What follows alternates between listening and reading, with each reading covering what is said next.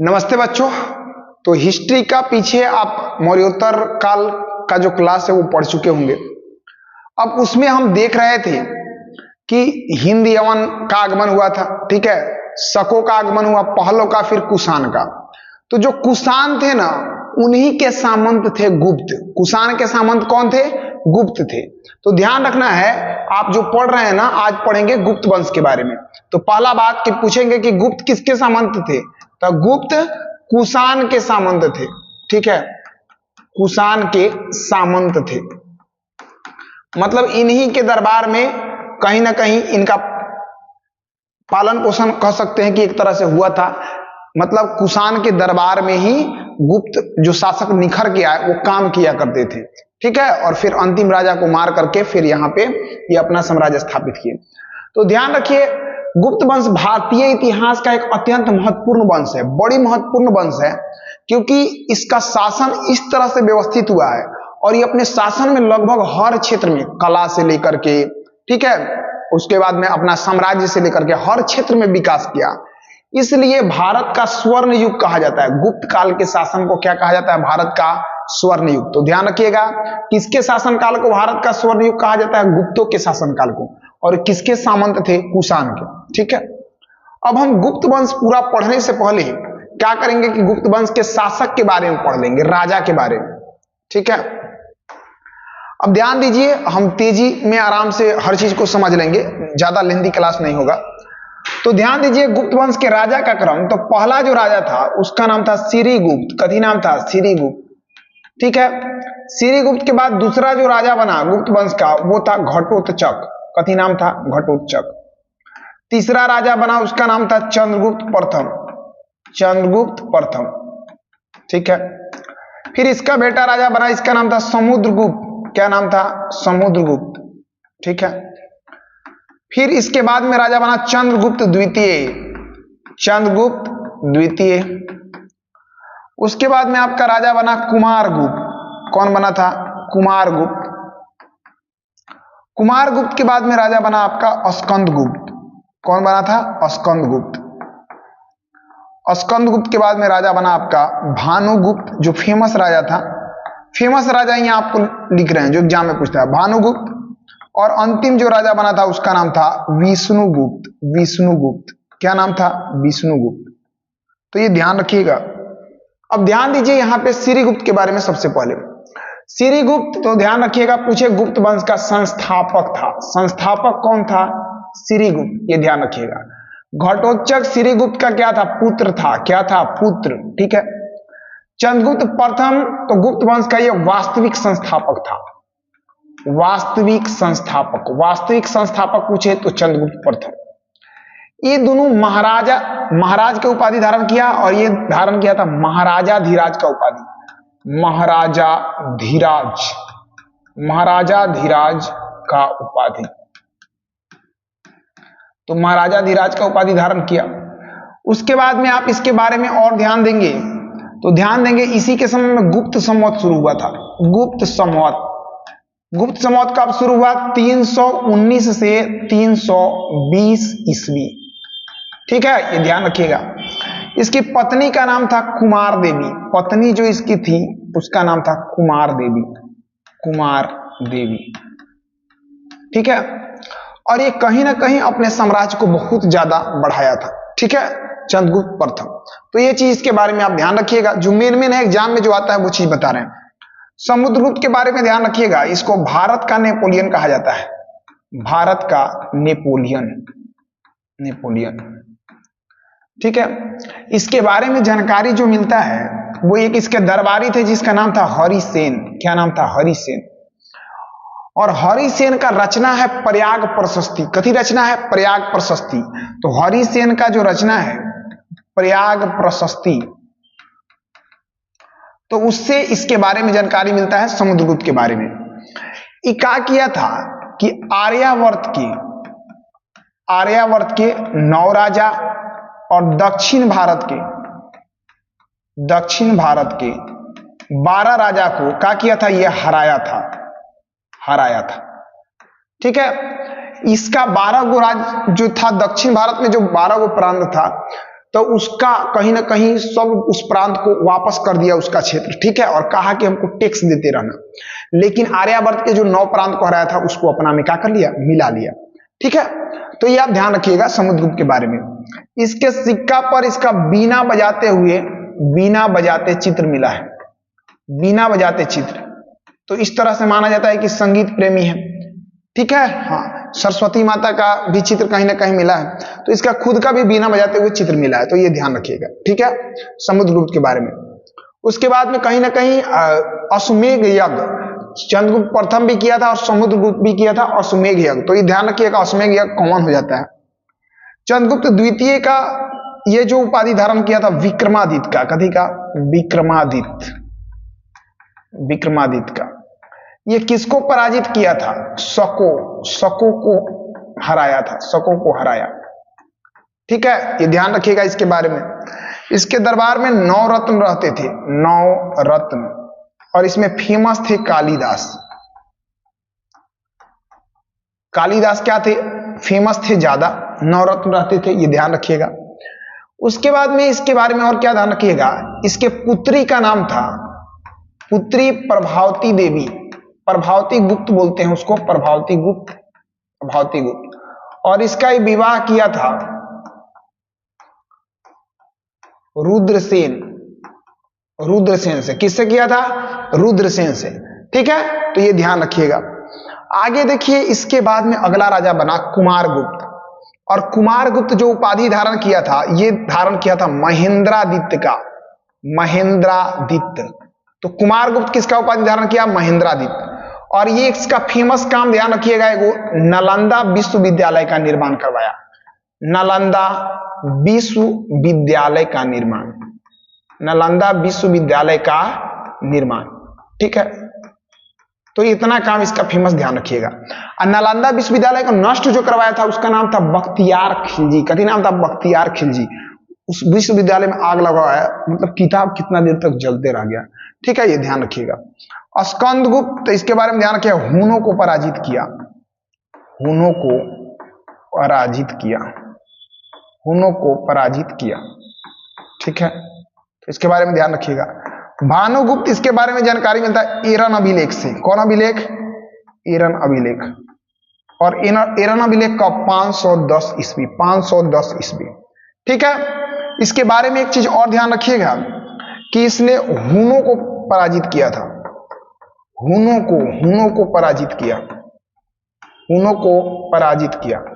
तो अंतिम रूप से हुनों को पराजित कौन किया था, भानुगुप्त। एरन अभिलेख 510 ईस्वी में जो उस एरन अभिलेख जो लिखा गया उसी में इसके बारे में जानकारी मिलता है, और इसी अभिलेख में सती प्रथा के बारे में जानकारी मिलता है, समझे। गुप्त काल में सती प्रथा भी था, बाल विवाह भी था, ध्यान रखिएगा, ये दोनों था गुप्त काल में विद्यमान, तो ये ध्यान रखिएगा।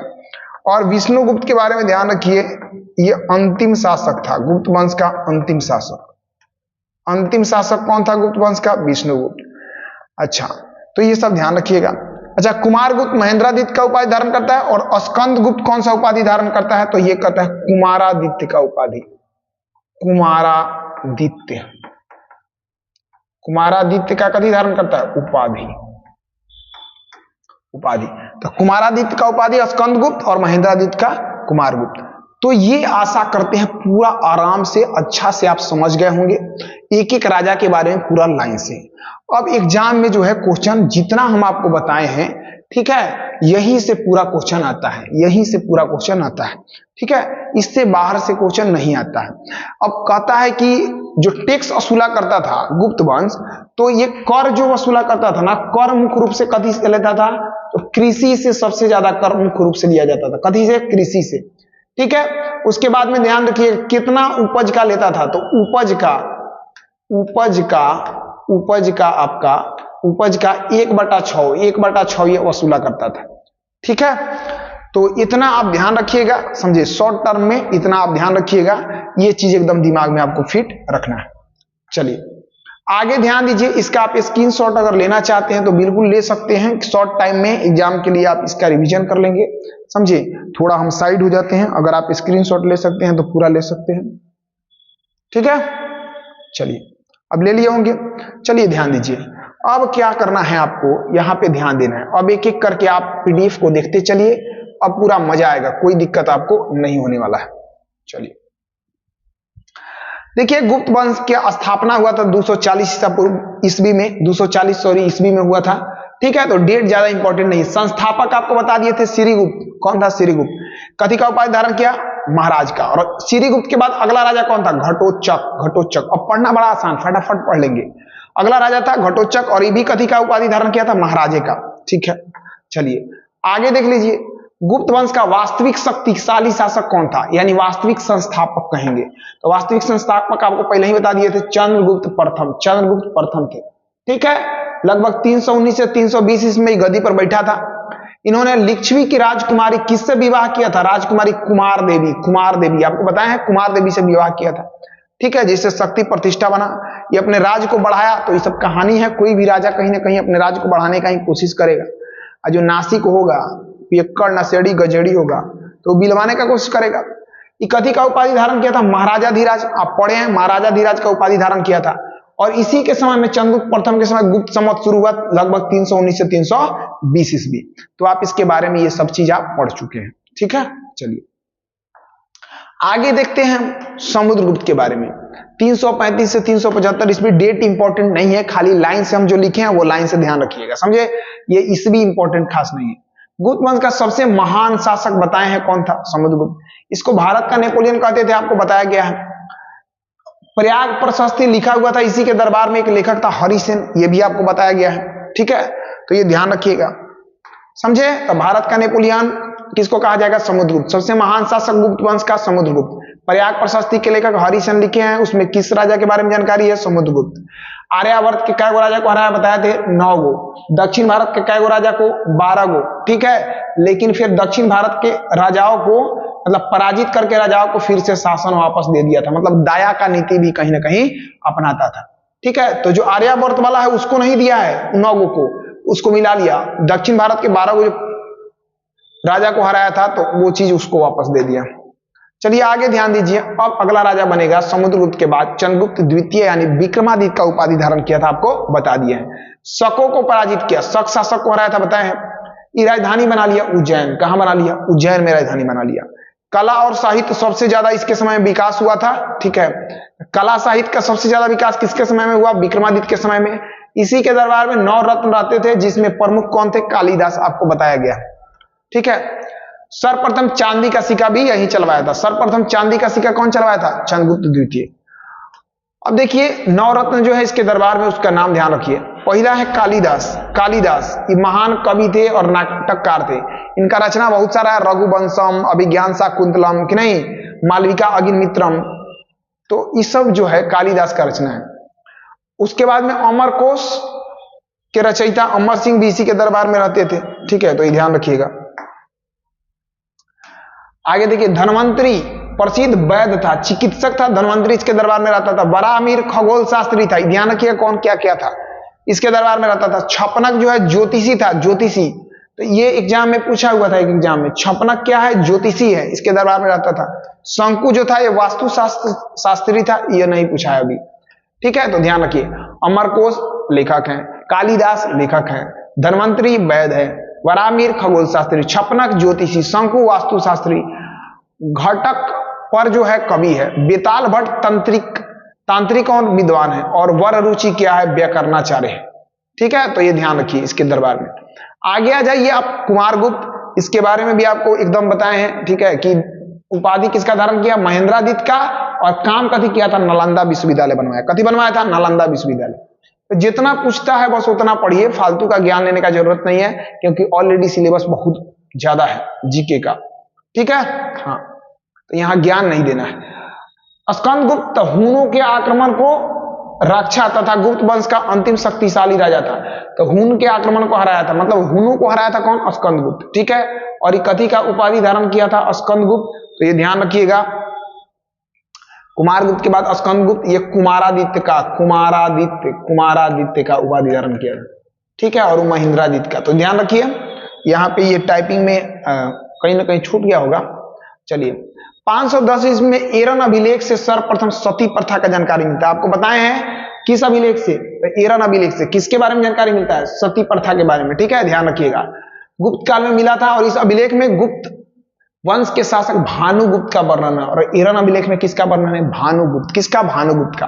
तो इस सब आपको लिख के बोर्ड पर जस्ट थोड़ा टाइम में बता दिए हैं सब, समझे ना। इसलिए लिख के पढ़ाना बहुत ज्यादा बेहतर होता है, लेकिन आप लास्ट में रिवीजन कर पाए तो ये चीज भी जरूरी है। अंतिम राजा कौन था गुप्त वंश का? विष्णुगुप्त आपको बता दिए हैं। ठीक है, तो ये ध्यान रखिएगा। तो इतना था गुप्त वंश में जो एकदम इंपॉर्टेंट था। ठीक है, और राजा खत्म हो गया। राज्य का मुख्य स्रोत क्या था? मुख्य स्रोत हम आपको बताए हैं कृषि। उपज का कितना लिया जाता था? 1/6 लिया जाता था। भाग या भोग कहा जाता था, जो लिया जाता था उसको कहा जाता था भाग या भोग। ठीक है, तो ध्यान रखिएगा। सोना के मुद्रा को, अब कुछ फैक्ट है जो आपको रटना है। सोना के मुद्रा को गुप्त काल में कभी बोला जाता था? दिनार। दिनार कभी बोला जाता था? दिनार। अब गुप्त काल के कुछ मंदिर हैं जो ध्यान रखिएगा। दशावतार मंदिर। दशावतार मंदिर कहां? उत्तर प्रदेश में, गुप्त काल के हैं और विष्णु भगवान के मंदिर हैं। तो ज्यादा हाई पूछता है, दशावतार मंदिर कौन भगवान के मंदिर है? विष्णु भगवान के। भीतर गांव मंदिर किस भगवान का? तो ईंटों से बना प्राचीन मंदिर है। ठीक है, भीतर गांव मंदिर, और ये कानपुर में है। कहां पर है? कानपुर में। अच्छा, दशावतार मंदिर किस शैली में है? ये ध्यान रखिएगा, पंचायतन शैली, बहुत इंपॉर्टेंट है। तो दशावतार मंदिर विष्णु भगवान का मंदिर है और पंचायतन शैली में है। भीतर गांव जो मंदिर है ईंट से बना हुआ नॉर्मल एक प्राचीन मंदिर है। तिगवा का जो मंदिर है, तिगवा का मंदिर, ये भी विष्णु भगवान का मंदिर है। तो आप पढ़ लिए, दशावतार मंदिर विष्णु मंदिर, तिगवा मंदिर विष्णु मंदिर। ठीक है, ध्यान रखिएगा। दशावतार मंदिर कौन शैली में? पंचायतन शैली में। भूमरा मंदिर, भूमरा मंदिर तो शिव मंदिर है। भूमरा, भूमरा तो ध्यान रखिएगा, भस्म लगा लेते हैं। कौन? भस्म, भस्म देह में लगा ले हैं। कौन भगवान? शिव भगवान, शिव जी की नहीं। तो भूमरा, भूम भस्म, तो ध्यान रखिएगा शिव। ठीक है, कहेंगे तिगवा, तिगवा तो हमेशा अपन मतलब रूप बदल लेना कि नहीं, तो ध्यान रखिएगा विष्णु जी। दशावतार मंदिर, अलग अलग अवतार लेते रहते हैं। कौन? विष्णु भगवान। तो दशावतार मंदिर विष्णु भगवान। ठीक है, तो ध्यान रखिएगा। चलिए आगे देखिए, नचाना कुठारा पार्वती मंदिर। पार्वती मंदिर ये आपका मध्य प्रदेश में है। देवनी मोरी मंदिर गुजरात में है, बौद्ध प्रभाव इस पर है। ठीक है, तो ये सब उतना इंपॉर्टेंट नहीं है। यहाँ पे सांची मंदिर, तो सांची मध्य प्रदेश में है, उतना इंपॉर्टेंट नहीं। एरन विष्णु मंदिर गरुड़ स्तंभ के लिए प्रसिद्ध है ये। ठीक है, तो जो इंपॉर्टेंट था 2-4 को ऊपर बता दिए हैं। चलिए क्वेश्चन आ जाइए फटाफट, यहाँ पे देखते हैं। देखिए सबसे पहला क्वेश्चन है आपका, गुप्त वंश का संस्थापक कौन था? आप आराम से कमेंट कर सकते हैं। अब जब हम इतना देर बोले तो दिमाग में सोच के और आंसर रख लेना है। श्रीगुप्त। ठीक है, इसके बाद में राजा कौन बना था? घटोत्कच बना। फिर चंद्रगुप्त प्रथम, फिर समुद्रगुप्त, फिर चंद्रगुप्त द्वितीय, फिर कुमारगुप्त, फिर स्कंदगुप्त। ठीक है, उसके बाद में भानुगुप्त और अंतिम बना था विष्णुगुप्त। ठीक है, लाइन से पूरा बोल दिए। चलिए ध्यान रखिए, सब बात आइए दिए हैं पहले ही। समुद्रगुप्त को किस नाम से जाना जाता है? आप मन में अपना बोल लेंगे। ठीक है, भारत का नेपोलियन, भारत का नेपोलियन। फटाफट टिक मार दे रहे हैं कि नहीं, एक्सप्लेन तो करिए दिए हैं। चलिए, चंद्रगुप्त द्वितीय को किस उपाधि से जाना जाता है? चंद्रगुप्त द्वितीय को तो आपको पता है, विक्रमादित्य, विक्रमादित्य। चलिए अगला क्वेश्चन आपके सामने ये रहा, फाहियान किसके शासनकाल में आया था? अब देखिए ये चीज वहां पे नहीं एक्सप्लेन किया गया था और टाइपिंग में भी नहीं था। तो फाहियान जो था ये विक्रमादित्य चंद्रगुप्त द्वितीय के शासनकाल में आया था। आप पढ़ेंगे दक्षिण भारत के जब शासक के बारे में, तो उसी में आप वर्धन वंश पढ़ेंगे। तो हर्षवर्धन के समय में आया हुआ था, वेनसोंग आया हुआ था। कौन आया था? वेनसोंग। ठीक है, और फाहियान आया हुआ था चंद्रगुप्त द्वितीय के शासनकाल में। तो ध्यान रखिएगा, ये आपका मिस हो चुका था। तो फाहियान किसके समय में आया था? चंद्रगुप्त द्वितीय के समय में, ये ध्यान रखिएगा। ठीक है, हाँ। चलिए अगला देखिए, प्रयाग प्रशस्ति इलाहाबाद स्तंभ लेख किसने लिखा है? प्रयाग प्रशस्ति किसने लिखा है? आपको बता दिया गया है, ये लिखा है हरिसेन। और इसमें किसका वर्णन है? समुद्रगुप्त का। समुद्रगुप्त, समुद्रगुप्त का वर्णन है। ठीक है, तो ये ध्यान रखिएगा। चलिए अगला देखिए, यहाँ पे गुप्त काल में कौन लिपि का प्रयोग होता था? कौना लिपि के प्रयोग होता था गुप्त काल में? ब्राही लिपि। पहले ज्यादा फेमस कौन लिपि था? ब्राही लिपि। तो ये ध्यान रखिएगा, ब्राही लिपि। ठीक है, चलिए अगला क्वेश्चन, आर्यभट्ट किस क्षेत्र से संबंधित है? आर्यभट्ट कौन क्षेत्र से संबंधित है? आपको पता है, शून्य और खगोल, मतलब गणित और खगोल, गणित और खगोल। आर्यभट्ट गणित और खगोल से संबंधित है। गुप्त काल में प्रसिद्ध ग्रंथ अभिज्ञान शाकुंतलम, लम लम लम ले कालिदास पर मार दे हम, जहां देख हम लम कालिदास पर मार दे हम कि नहीं? कालिदास चलिए, बाणभट्ट हर्षचरित के लेखक था। विष्णु शर्मा पंचतंत्र के, मृच्छकटिकम का शूद्रक था। ध्यान रखिएगा, नालंदा विश्वविद्यालय की स्थापना किसके समय में हुआ था? नालंदा विश्वविद्यालय का स्थापना किसके समय? कुमारगुप्त प्रथम। ठीक है, तो ये आप सब पढ़ चुके हैं, इसमें कुछ खास नहीं है। इसका आंसर आप कमेंट में देंगे। गुप्त काल में भूमिकर के लिए क्या, भूमिकर को क्या कहा जाता था? इसका आंसर आप पता करके और कमेंट में देंगे।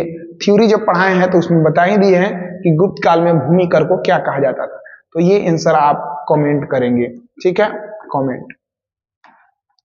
तो आज के लिए इतना ही, ठीक है, बाकी मिलते हैं कल। क्लास लाइव में कुछ प्रॉब्लम हो जाने के कारण आवाज साउंड नहीं आ रहा था, इसके कारण क्लास को रिकॉर्ड करना पड़ा है। कल अपने समय पे 7 बजे से मिलते हैं, ठीक है। लाइव में आप लोग ज्यादा से ज्यादा जुड़िए और प्यार सपोर्ट बनाए रखिए। वीडियो अच्छा लगा होगा तो लाइक कर लीजिएगा, ठीक है, और दोस्तों के पास में शेयर कर लीजिएगा। नए होंगे तो सब्सक्राइब भी कर लीजिएगा। तो आज के लिए इतना ही रहते हैं, ठीक है। हाँ, जय हिंद, जय भारत।